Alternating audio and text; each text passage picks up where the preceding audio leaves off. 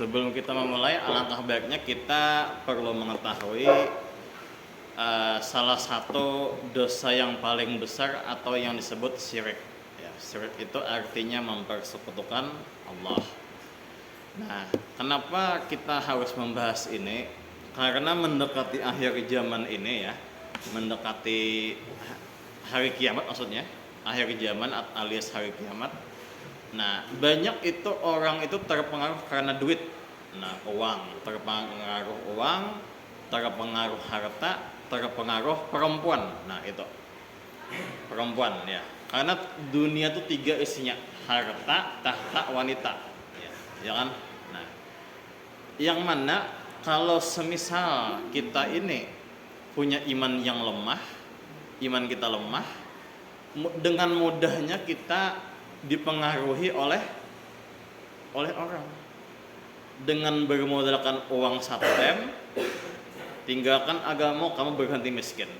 Nah, jadi ini kenapa kita bahas, karena di antara orang-orang zaman sekarang itu dia lebih percaya duit daripada Tuhan gitu. Nah, jadi jangan sampai kita ini ya, kalian terutama remaja-remaja yang masih labil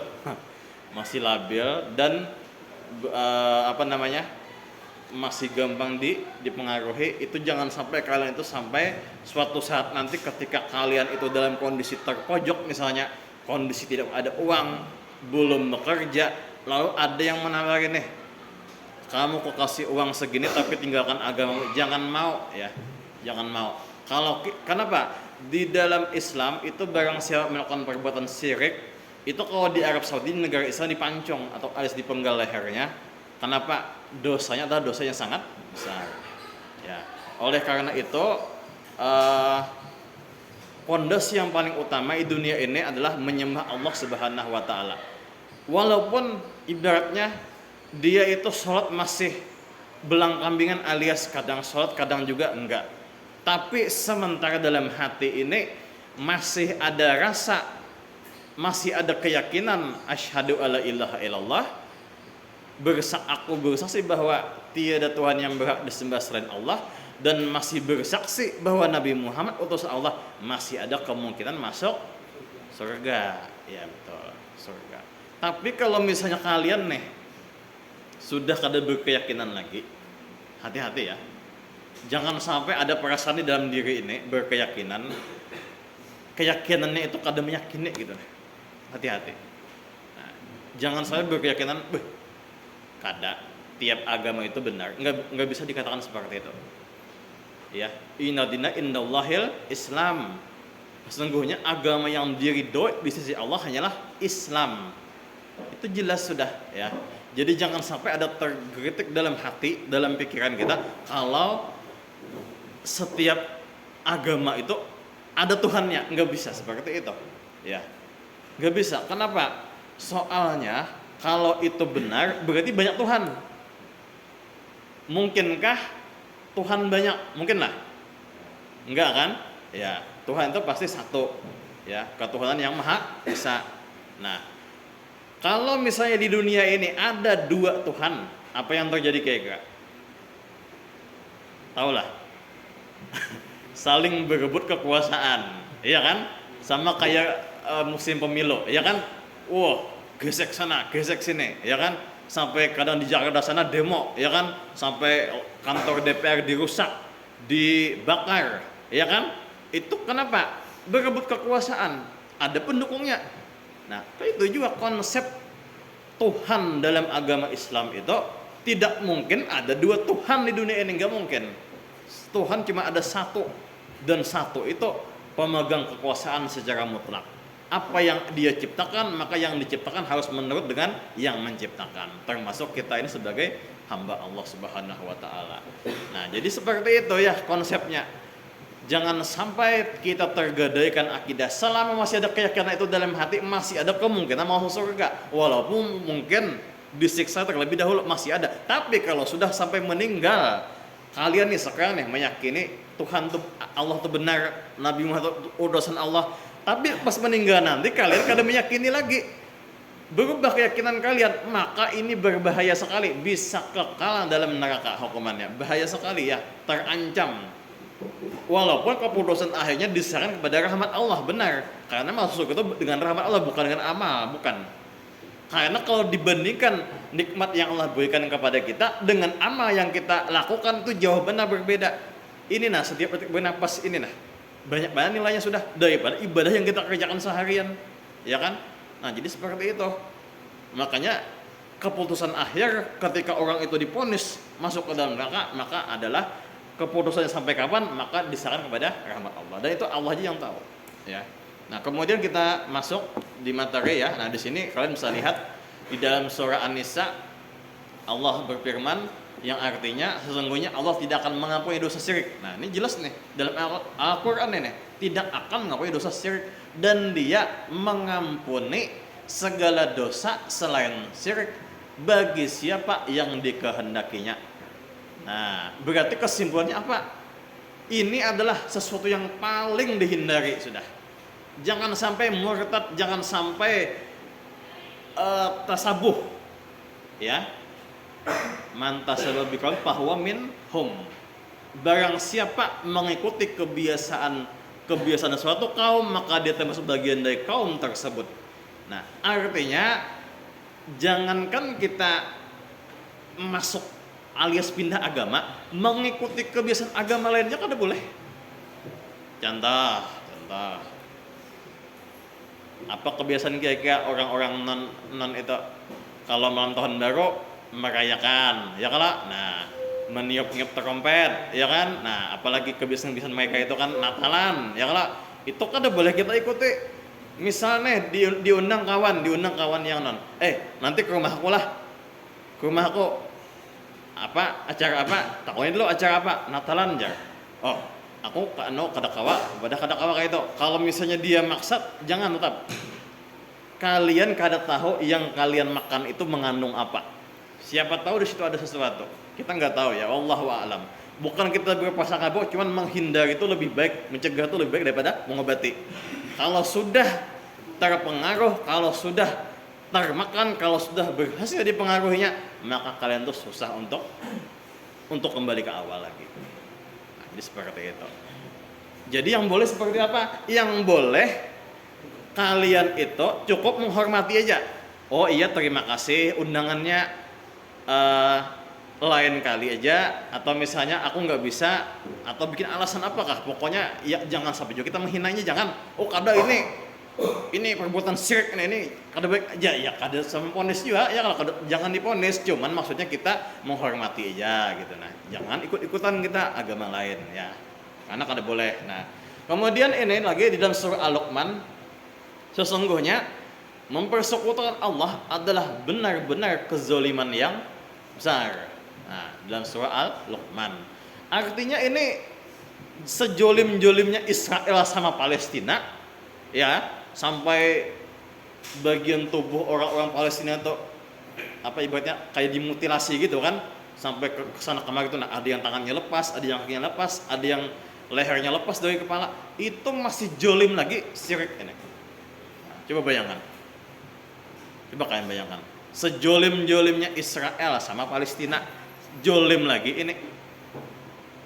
Berarti apa? Jolim benar ini syirik ini. Lebih jolim daripada apa aja. Karena apa? Lawan Tuhan yang menciptakan kita berselisih. Bukan dengan manusia, tapi lawan Tuhan sendiri. Nah, makanya sementara kita masih diberi sehat, sementara kita masih diberi pikiran, sementara kita belum dijajah orang, sementara kita masih bisa hidup nyaman, banyak-banyak bertaubat, ya. Banyak sholat, banyak berzikir, banyak puasa, banyak beribadah, banyak berdoa, banyak bersolawat. Apalagi ini hari Jumat, banyak bersolawat. Itu ada hadisnya memang, ya. Sementara masih nyaman, coba kalian lihat saudara kalian di Palestina sana, kayak Pak, anak makan aja susah, ada yang sampai mati kelaparan, ada yang bisa makan tapi dibom orang mati, keluarganya meninggal. Kita masih nyaman di sini, sementara masih nyaman, syukuri hidup kita ini, ya. Makanan jangan memilih, makan dikit kalau mau makan jangan, ya, gara-gara kurang asin ya, atau kurang manis, atau kurang hambar. Nah, kalau kurang hambar lagi berarti ya. atau kurang pedas, ya jangan ya. Apapun itu, kalau itu halal, kalau itu baik, makan aja. Masih banyak saudara kita di luar sana yang ngelaparan, pengemis-pengemis dan orang-orang yang lebih parah pada kita tuh banyak. Jadi bersyukur itu penting sekali, ya. Jangan sampai kita ini jadi orang yang kada bersyukur, jangan sampai, ya. Nah kemudian, nah dan surah Al-Maidah, sesungguhnya orang yang bersekutukan sesuatu dengan Allah, maka pasti Allah mengharapkan kepadanya surga dan tempatnya ialah neraka. Nah, ayo bayangkan ini, pasti, kata-katanya pasti itu nih. Mengharamkan kepadanya surga dan tempatnya ialah neraka. Nah, ayo. Jadi kita ini wajib ya menghayati, mentadabburi Al-Qur'an tuh dengan cara membahas kitab-kitab seperti ini. Karena kalau kita baca langsung nih Al-Qur'an langsung kita baca, paling kita baca ayatnya aja, ya kan? Tidak membaca artinya apa, maknanya apa gitu. Nah, jadi kita tuh membaca kitab ini, kitab Al-Kabair ya, karangan Imam Az-Zahabi. Nah, kalau kalian cari di internet nih ada ini. Kitab ini ada, bisa di-download di internet, cari aja nih judulnya. Nah, Imam Az-Zahabi, dosa-dosa besar. Nah, jadi ini penting sekali mentadabburi Al-Qur'an itu supaya kita tahu apa aja yang harus kita hindari dalam hidup ini ya. Nah, kemudian juga Rasulullah bersabda. Nah, ada angka 7 di sini. Berarti ini ada riwayatnya. Nah, nomor 7. Nah, sahih diriwayatkan oleh Imam Ahmad dan Bukhari. Nah, nomor 3000 dan 6122 dari Ibnu Abbas. Nah, jadi ini nomor 7 ini, barang siapa mengganti agamanya atau murtad maka bunuhlah ia. Yang membunuh siapa? Bukan kita, tapi pihak yang berwajib, biasanya pemerintah. Seperti mana di negara Arab Saudi, Mekah, Madinah. Tidak boleh secara pribadi, kita ada boleh. Mentang-mentang melihat orang aku pindah agamanya langsung dibunuh, kada boleh, itu tetap kada boleh ya. Karena caranya itu ada dan itu cuma boleh dikerjakan oleh pemerintah. Nah, kemudian barang siapa mengharap perjumpaan dengan Rabb-nya, maka hendaklah ia mengerjakan amal yang soleh dan janganlah ia mempersekutukan seseorang pun dalam beribadah kepadanya. Nah, maksudnya gini, ini poin yang nomor ini, surah Al-Kahfi ini, janganlah mempersekutukan seseorang pun dalam beribadah kepada Rabb-nya. Nah, misalnya gini, kalian ini kan mungkin pernah ziarah kubur ya, ziarah kayak makam-makam wali gitu, ya kan? Mungkin ada di antara yang pernah ke situ kan. Nah, itu kalau kalian ke situ hati-hati dengan syirik ya, syirik, hati-hati. Jangan kita tuh datang ke kubur itu kalian itu kalian itu ke kubur itu minta sama yang mati itu meninggal. Jangan sampai. Kenapa? Kita contoh aja. Kalian mungkin pernah dengar cerita Ashabul Kahfi ya. Ashabul Kahfi itu kan orang yang tertidur selama kurang lebih 360 tahun di dalam goa ya, dalam goa. Ternyata bagaimana cara mereka keluar itu? Nah, contoh nih doanya kayak Pak Buhan itu. Ada yang mengatakan seperti ini, ya Allah ya Tuhanku, ketika aku masih hidup, aku mempunyai seorang pelayan atau pembantu. Nah, beberapa bulan aku tinggal dia, gajinya tidak aku bayarkan. Kemudian, ketika aku kembali ke kampung halamanku, dia telah berhenti bekerja sebagai pelayan. Maka uang gajinya aku tabung. Suatu hari aku bertemu dengan dia, ya Allah. Lalu aku bayar seluruh gajinya selama ini mengabdi kepadaku. Dengan berkat amalku ini, longgarkanlah pintu goa ini sehingga terbuka, dan itu benar-benar bergeser pintu goa Ashabul Kahfi itu. Nah, begitu caranya berdoa dengan amal soleh. Jadi kalian tuh berdoa misalnya gini, ya Allah, ya ini tips berdoa nih, ya Allah, misalnya aku ini misalnya belum bekerja, misalnya habis sekolah nih kan belum bekerja, ya Allah. Nah, dulu aku misalnya pernah berbuat baik on kawan nih, kawan lupa bersama duit bisa makan siang di sekolahan misalnya. Lalu karena aku nih kasihan melihat dia, aku traktirlah dia makan. Berkat amalanku itu, ya Allah, berilah aku nih pekerjaan. Nah, gitu caranya ya. Ini namanya bertawasul pakai amal soleh. Boleh. Kayak itu juga ke kuburan wali tadi. Misalnya kalian datang ke kuburan nih, ke kuburan misalnya Gusuk Kumpul misalnya, atau yang di Pagar apa, Sayyid Arsyad misalnya, kayak gitu. Ya Allah, berdoanya tetap pada Allah, jangan kepada kuburan. Wahai Syekh anu, kabulkanlah doaku. Itu kada boleh tau.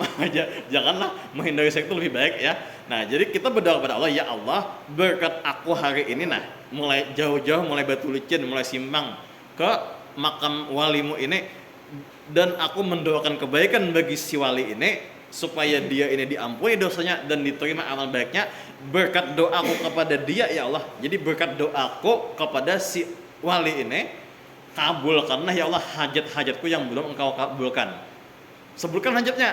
Oh, apa hajatnya? Misalnya, oh ya Allah, aku belum bekerja nih, belum dapat gawian, usaha juga kada ada, modal kada ada. Berilah aku ya Allah pekerjaan, berilah aku usaha, modal usaha. Nah, kayak itu caranya, ya. Nah, jadi dua nih ilmu kalian dapat hari ini. Pertama, menghindari syirik, yang kedua tipsnya berdoa supaya kada syirik. Jadi kayak gitu caranya. Jangan langsung ke penghuni kuburnya, oh kai tolong aku ini jangan ya.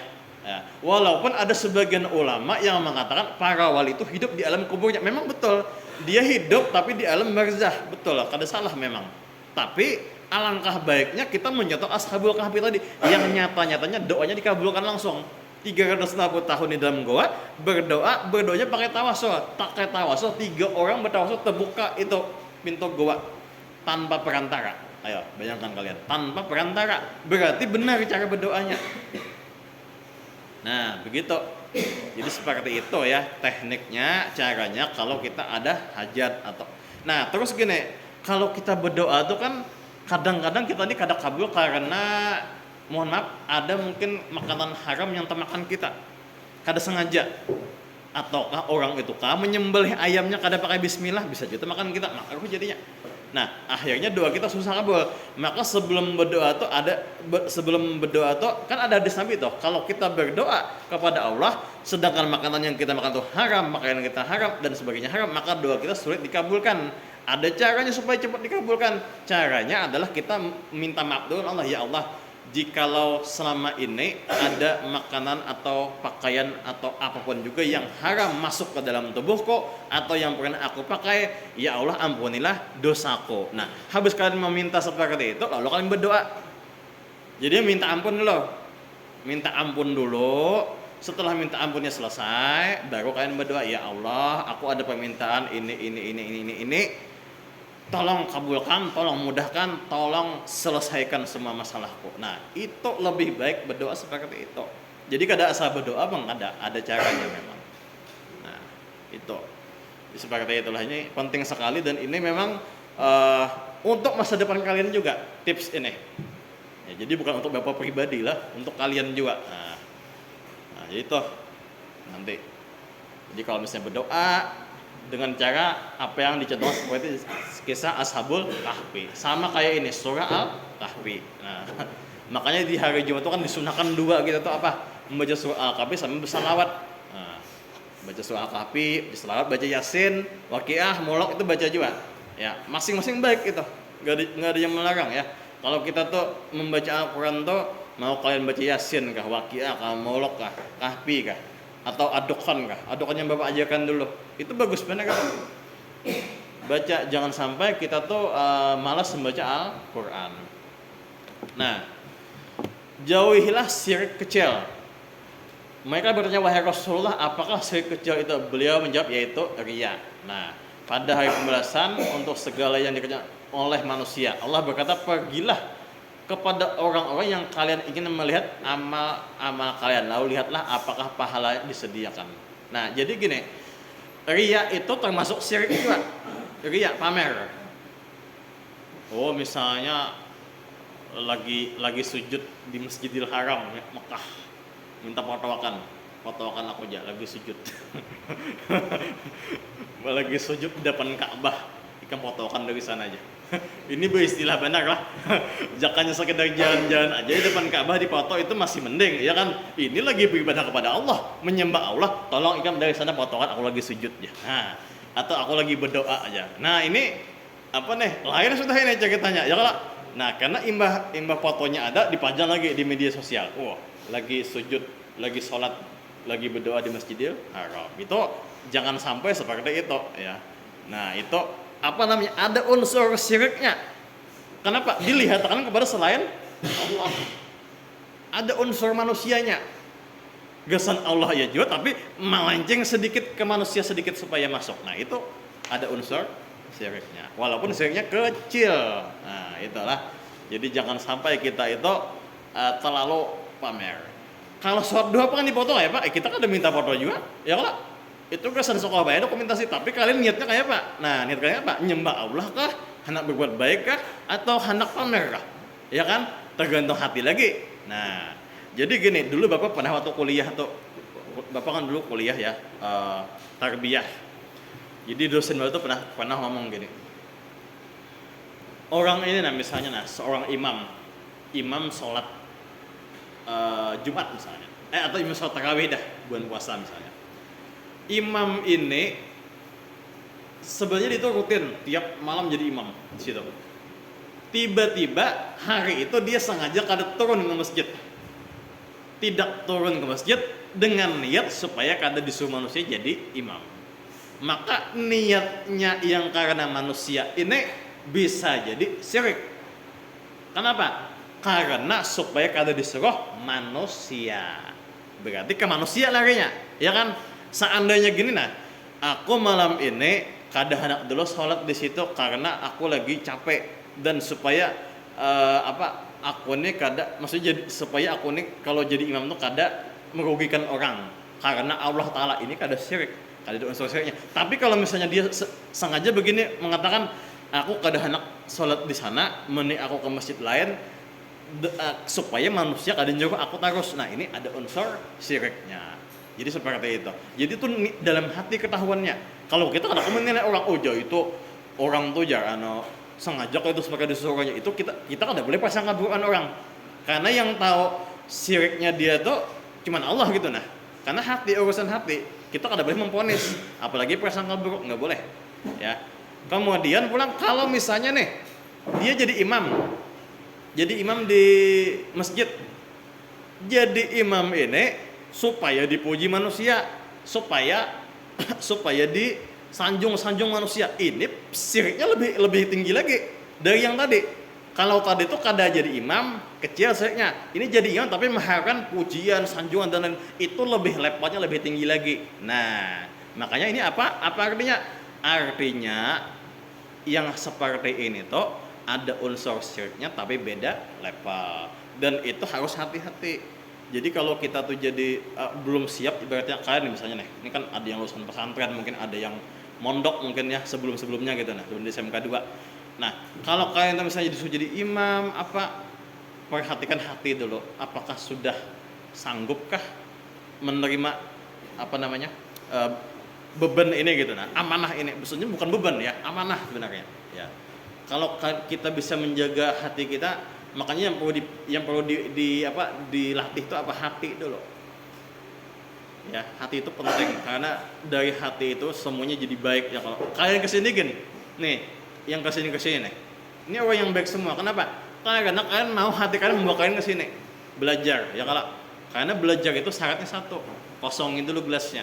Nah, kalau sudah paling materinya itu aja ya, paling itu aja materinya sudah tahu tapi apakah sudah diamalkan ya kan? Nah jadi itu penting. Jadi jangan sampai kita itu cuman tahu aja tapi mengamalkannya tidak. Nah, oke.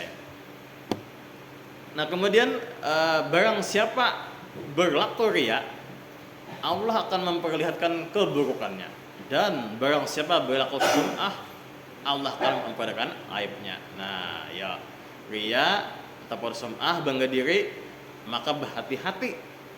Riya pamer, sum'ah bangga diri, hati-hati, Allah akan memperlihatkan aibnya. Maka kita ini kan minta supaya aib itu ditutup ya. Kalau aib itu ditutup, jangan sampai terbuka gitu. Maka kalau sudah aib kita dibuka kayak Pak, wah bahaya banget ya. Kalau kita aja biasanya lagi mandi direkam orang kayak Pak perasaan ya kan.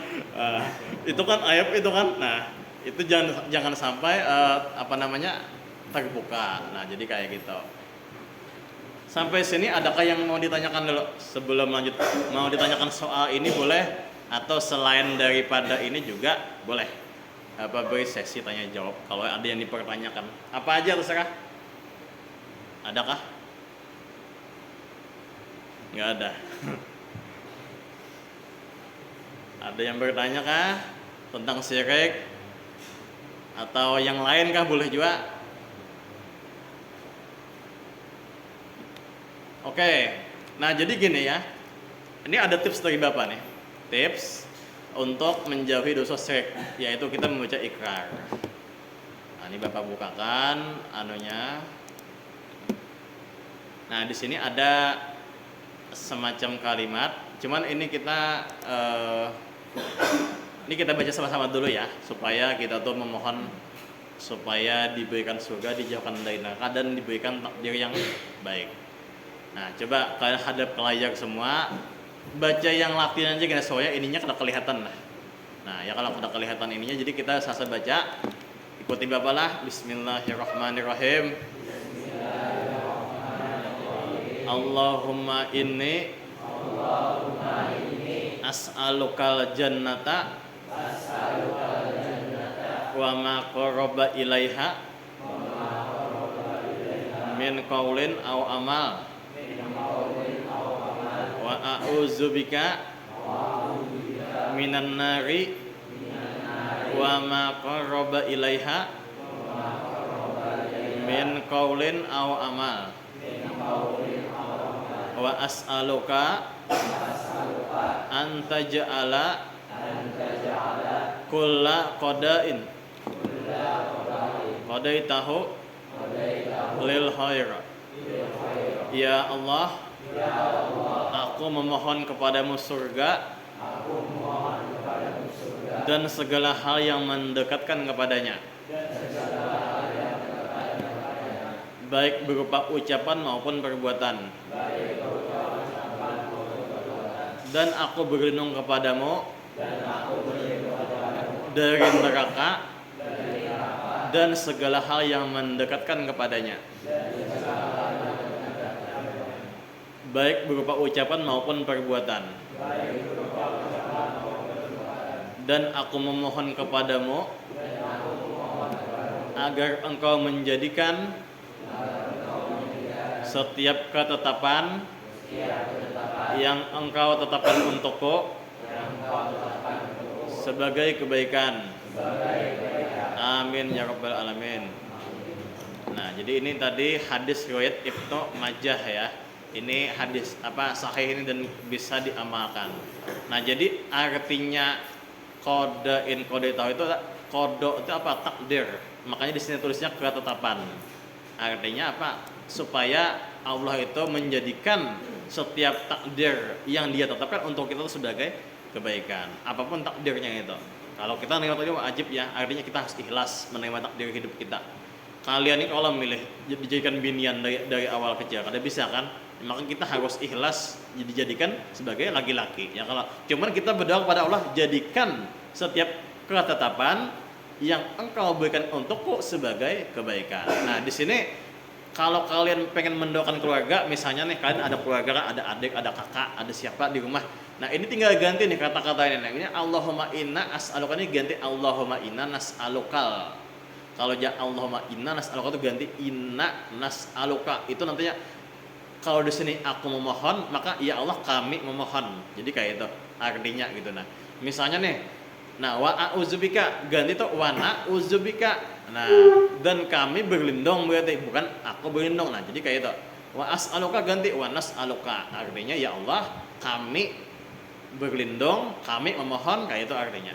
Jadi tinggal ganti aja. Jadi wa as'aluka jadi wa nas'aluka. Kalau kita misalnya di rumah lagi membaca. Nah, kalau kalian pengen menghafal doa ini ada websitenya. Nah, lihat ya nih ada di depan kan. Nah, jadi kalian bisa nanti diakses di HP masing-masing, tinggal buka aja langsung bisa diakses.